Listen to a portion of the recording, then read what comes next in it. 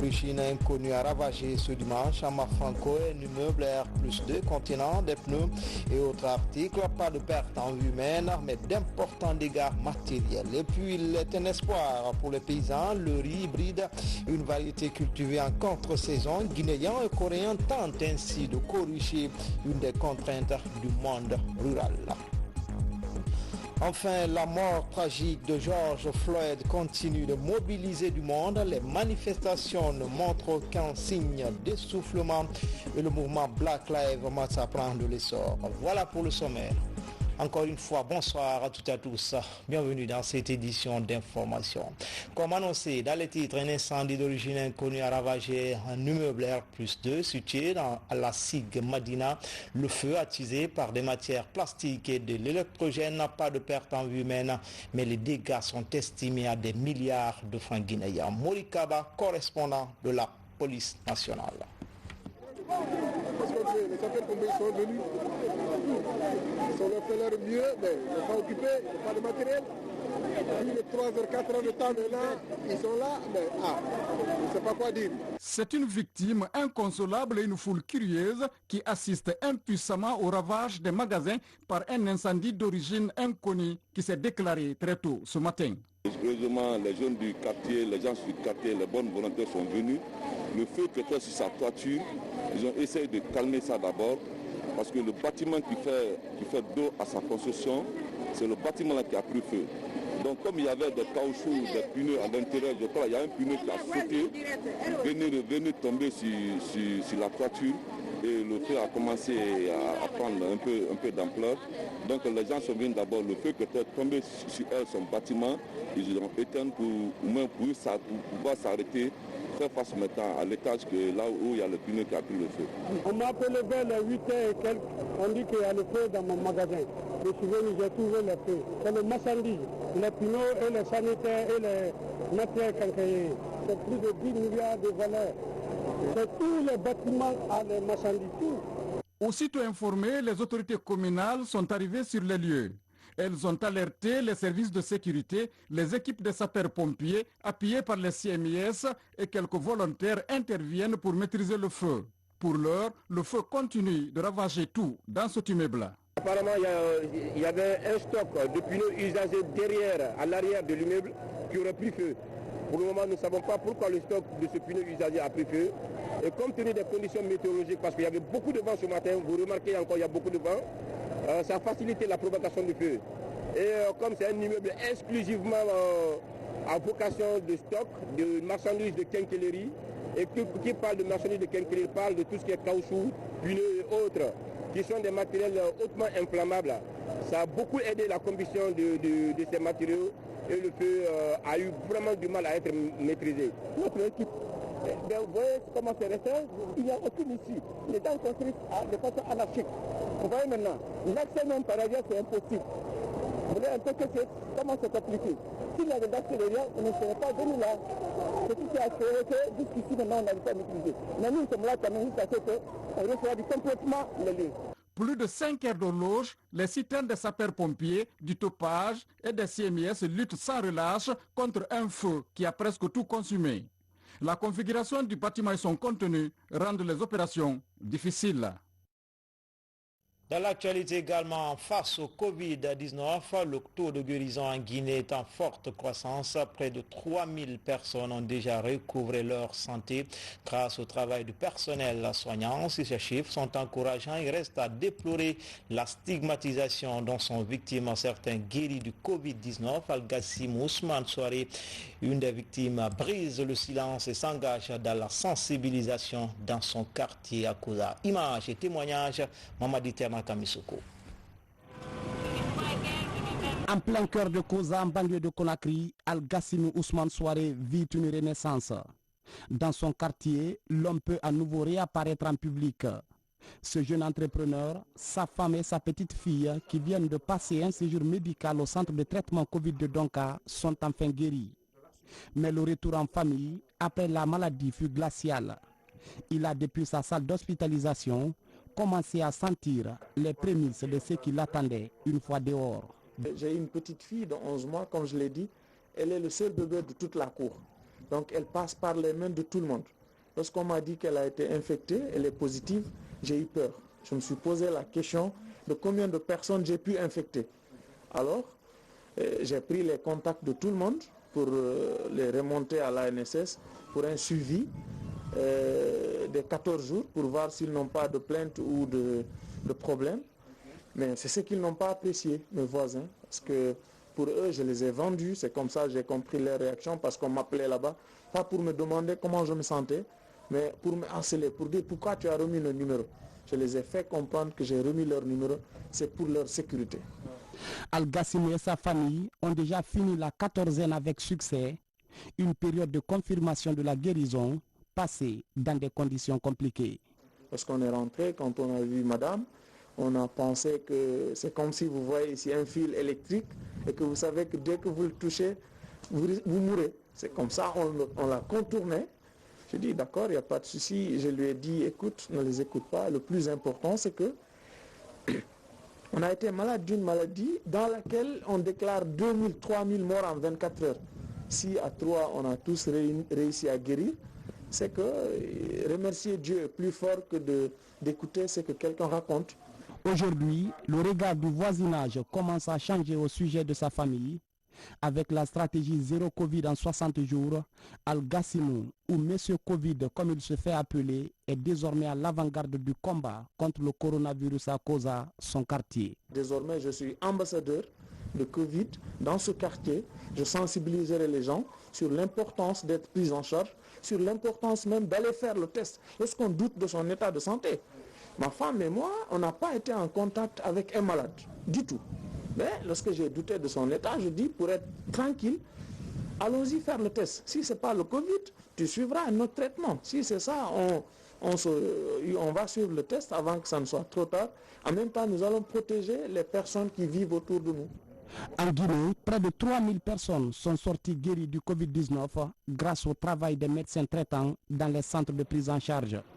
Comme Al-Gassimou, ils sont nombreux à faire face au défi de leur intégration dans la société après guérison.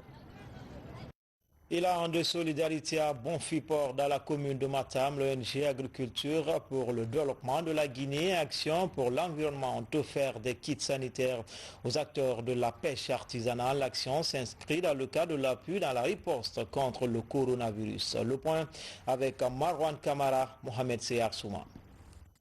C'est un important lot de kits sanitaires pour la population de Bonfiport. Ces kits sont composés de masques de protection, de seaux et autres produits hygiéniques.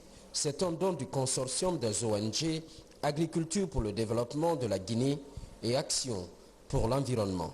La présidente de l'ONG Agriculture pour le développement, Mme Fatoumata Doumbouya, elle est aux États-Unis, mais le patriotisme l'oblige à ce qu'elle participe activement pour faire sa contribution dans la lutte de cette pandémie. Avec la distribution de ces 3000 max et combien de fois que le besoin se sent partout. Le sentiment de patriotisme, de dire une fois de plus à la population guinéenne de continuer à porter des masques et à respecter la distanciation sociale. En recevant ce lot de kits sanitaires, les bénéficiaires ont apprécié l'initiative tout en promettant d'en faire bon usage. Si les gens continuent à nous donner ça, nous serons très très contents pour ça. Car ces babettes est venu dans un temps que tout le monde en a besoin. Car vous avez vu en tant qu'on distribuait ce qui est passé. On cherchait même les gens, puisque tout le monde en a besoin. Maintenant, ce qu'on dit, tous les gens qui ont bénéficié de cette don n'ont qu'à porter régulièrement et faire comme les autres, respecter les consignes que les docteurs nous ont données pour respecter ça, pour bien avoir évité cette maladie. En plus de cette action humanitaire, les populations ont été sensibilisées afin de respecter les gestes barrières.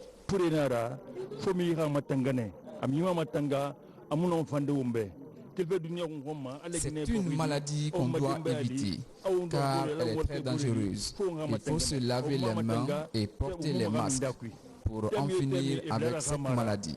Dans la même dynamique, les responsables du port s'engagent à poursuivre la sensibilisation des acteurs évoluant dans ce secteur. Le but est de barrer la propagation du coronavirus dans cette partie de la commune de Matam. L'artémisia, plante de la pharmacopée, fait de nouveau parler d'elle comme piste de traitement du Covid-19 à beaucoup de pays africains. Sur l'arrache, alors que l'Organisation mondiale de la santé et certains chercheurs appellent à faire des essais pour trancher définitivement de son efficacité éventuelle sur le coronavirus, à Kankan, un jeune paysan consacre sa vie à la culture de cette plante. Nos reporters basés dans la région sont allés à la rencontre sur le reportage grand format de cette édition. Il est signé Aboubakar Diaby et Jean Dounamou. Dans les confins du quartier Bordeaux, situé dans la préfecture de Kankan, se trouve cet important domaine cultivable. Une immense verdure consacrée à la culture de la plante, très sollicitée pour le traitement des personnes atteintes du coronavirus. C'est en 2016, lors de son passage au Togo, que M. Vélili Jean-Valentin Haba a découvert l'artémisia avec son itinéraire de culture essentiellement biologique. La plante nous a été proposée pour voir comment ça peut entrer dans le bien-être de l'homme. On nous a proposé la plante et on nous a donné un peu l'itinéraire de culture de la plante d'une manière ramassée. Et du coup, après, j'ai réfléchi, j'ai dit, mais écoute, la plante m'intéresse beaucoup parce que déjà, moi, dans ma ferme, je fais de la culture bio. Donc nous avons une activité d'élevage et aussi une activité de maraîchage. Donc cette activité maraîchère m'a permis de comprendre un peu comment je peux aussi avoir d'autres visions par rapport à la culture. Ici, les techniques de culture de la plante artémisia sont respectées à la lettre. Des graines aux semis, en passant par les pépinières, tout se passe dans le strict respect des normes imposées par la maison de l'artémisia à travers le monde. Aucun produit chimique n'est utilisé sur cette étendue maraîchère. Cette plante que vous voyez appartient à la famille des Acéracées. Et donc le genre c'est Artémisia et l'espèce Artémisia annua Eld. Et donc cette plante produit des graines très très fines. Ces graines sont exigeantes à ce qu'elles poussent et surtout que la plante a été importée. Il y a beaucoup de processus autour de la graine pour que la graine pousse, vous avez déjà vu dans nos bacs. Et l'arrosage se fait d'ailleurs même par capillarité pour que les graines ne s'enfuient pas dans le terreau. C'est pourquoi donc il faut prendre soin de ces graines. Ça va pousser, ça fait des petites plantules. Et donc ce sont ces plantules qui sont mises dans des poquets. Et après le poquetage, il faut alors partir pour la transplantation. Donc 3 phases essentielles qui comportent le semis. Vous voyez, c'est un peu... Et de là, après le semis, cela veut dire que vous venez sur la terre ferme, il faut attendre 2, 3 à 4 mois avant que la plante ait presque tous les principes actifs nécessaires pour son utilisation. Ce passionné de la terre pense déjà à la vulgarisation de cette plante médicinale importée de l'Asie et de l'Europe. Moi, j'appartiens à un réseau, la Maison de l'Artémisia, et d'ailleurs même qui a promu celui-là, qui a fait des recherches. Plusieurs recherches ont été menées sur l'Artémisia. Et il y a beaucoup d'articles qui sont sur l'Artémisia. Et c'est le lieu de dire aussi que docteur Muyangi, docteur Jérôme Muyangi, qui en a fait des recherches au Congo, qui a prouvé aux yeux du monde que l'Artémisia soigne surtout des maladies comme le paludisme, comme la bilariose, comme la drépanocytose. Il y a plein de maladies que l'Artémisia soigne. Parce que si vous regardez dans la constitution au fait de l'Artémisia, il y a plus de 200 principes actifs qui interagissent en polythérapie pour lutter contre les maladies. C'est pourquoi nous allons voir que l'Artémisia a une activité puissante dans l'immunité de l'homme. Et maintenant là, je suis en train de donner 64 kilos par l'entremise de docteur Habib Kourouma. Il était aligné avec non seulement l'ANSS et aussi le gouvernement pour amener l'Artémisia et tester parce qu'il a dit que l'artémisia avait une forte activité dans l'immunité de l'homme. Après 4 mois, ces plantes de l'artémisia cultivées ici à Cancan, précisément au quartier Bordeaux, sont déjà prêtes à intervenir dans une combinaison quelconque, selon M. Véléli Jean-Valentin Haba, enseignant-chercheur de formation. Pour plus d'efficacité, il envisage de récolter ces plantes à 6 mois après la maturité.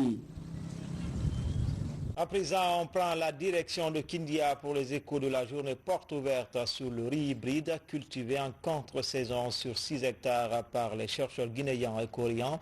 La vulgarisation de cette variété à haut rendement vise à corriger une des contraintes du monde rural, la disponibilité des semences de riz de qualité. Explication, Fodé Camara. Depuis des décennies, les chercheurs du centre Kim Il-sung de Kilissi apportent leur expertise dans l'amélioration variétale du maïs, de l'arachide et du riz. Aujourd'hui, pour booster la production de la céréale la plus consommée du pays, le riz hybride est en phase d'expérimentation. Une expérimentation avec une fiche technique qui affiche un rendement de 7 à 9 tonnes à l'hectare. La coopération scientifique entre la Chine, l'Irak de Guinée et le Mali par rapport à cet hybride de riz, je pense que c'est à vue d'œil, sur le plan végétal, on voit que ça a bien réussi. Et aussi on voit les épis, comment c'est un peu différent des autres qu'on a l'habitude de voir. Il n'y a pas eu d'averse, tout ça.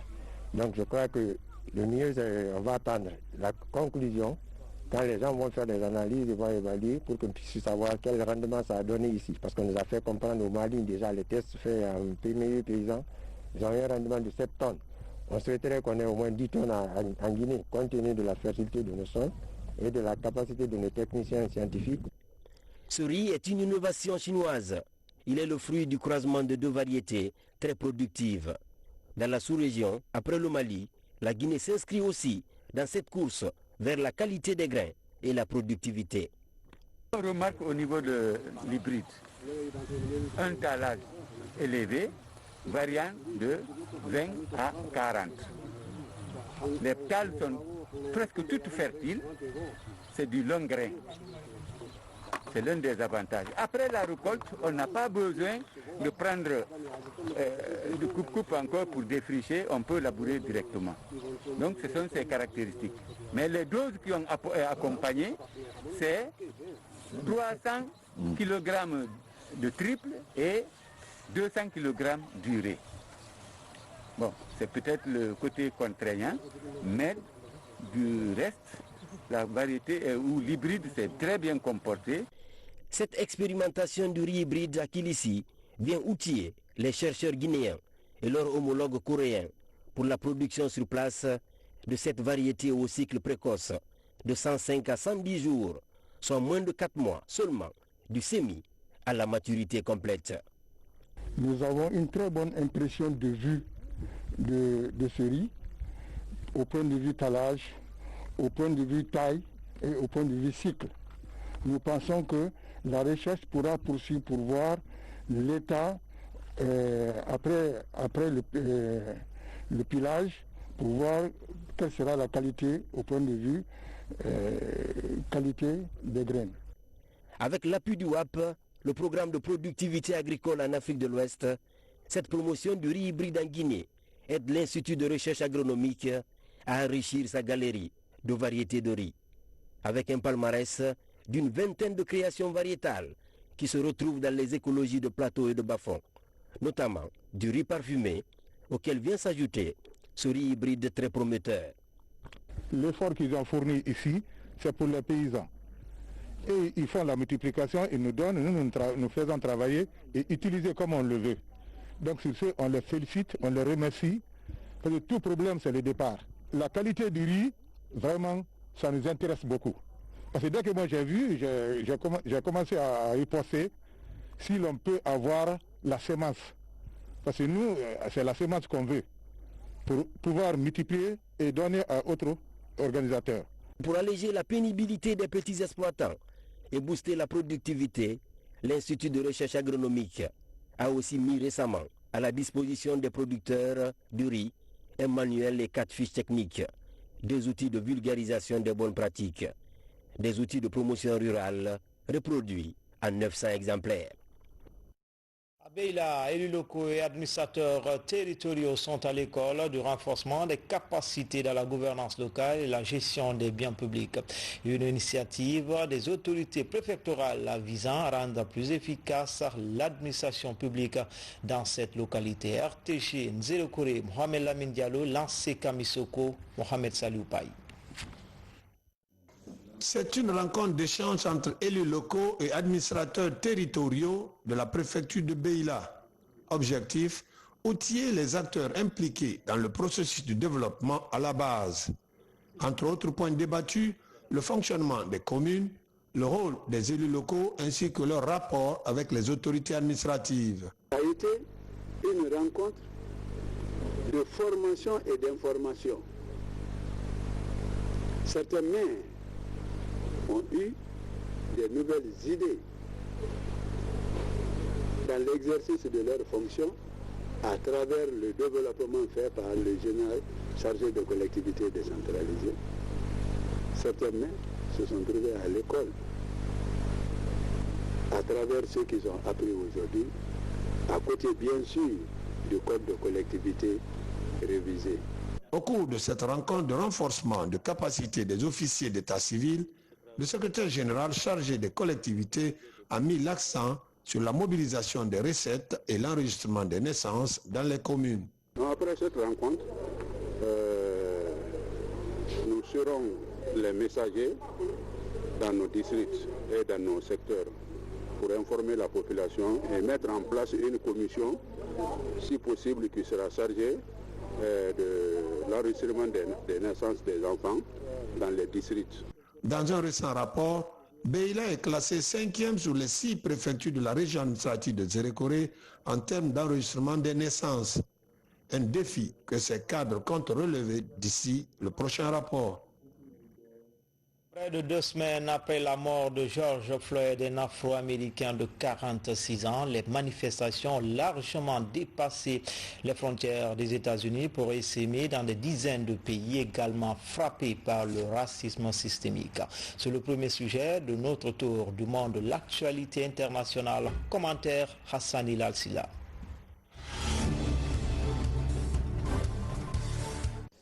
Aux États-Unis, la mémoire de George Floyd continue à mobiliser. Les manifestants ne montrent aucun signe d'essoufflement. Elle gagne même en ampleur dans certaines villes, notamment à Washington, où des dizaines de milliers de personnes se sont rassemblées dans les lieux emblématiques de la capitale. Ce week-end a aussi vu la multiplication des rassemblements dans le reste du monde, de l'Allemagne à la Tunisie, du Canada à Londres, au mépris le plus souvent des règles de distanciation sociale, toujours imposées par la pandémie de Covid-19.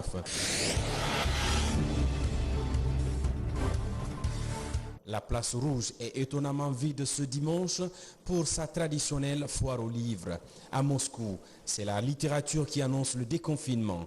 L'événement est maintenu même si les rassemblements sont encore interdits. Maintenu sous de strictes conditions. Pas plus de 6000 visiteurs par jour répartis en 5 équipes de 2 heures.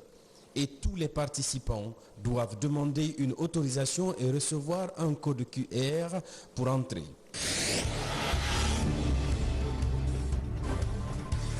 Aux Pays-Bas, un foyer de coronavirus est identifié dans cet élevage d'une espèce de petits mammifères carnivores appelés visons.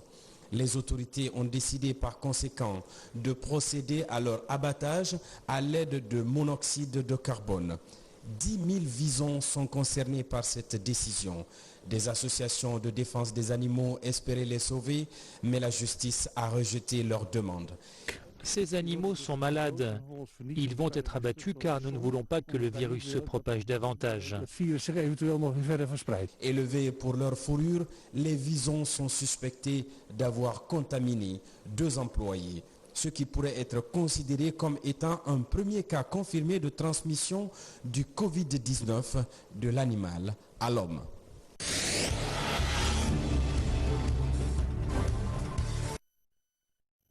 Enfin, pour le décompte des cas du Covid-19, à la date du 7 juin, la Guinée compte 4165 cas, dont 2877 guéris et 23 décès hospitaliers sur les 695 cas testés du jour.